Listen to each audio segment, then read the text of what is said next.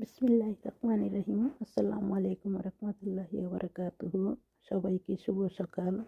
Hello গাইজগণ, আসুন আমরা সহজ সরল মল নিয়ে পৃথিবীতে চলাচল করি এবং কোরআনের অর্থ বুঝে কোরআন শরীফ তেলাওয়াত করি। আসুন একটি সূরার অল্প অংশ জেনে নেওয়া যাক।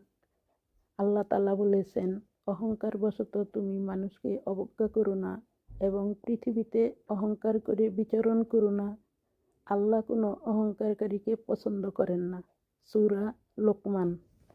হ্যালো গাইজগণ, অহংকার মুক্ত থাকুন, মানুষকে ছোট করে কথা বলবেন না। Thanks a lot watching for video. Please give subscribe, like, you can share.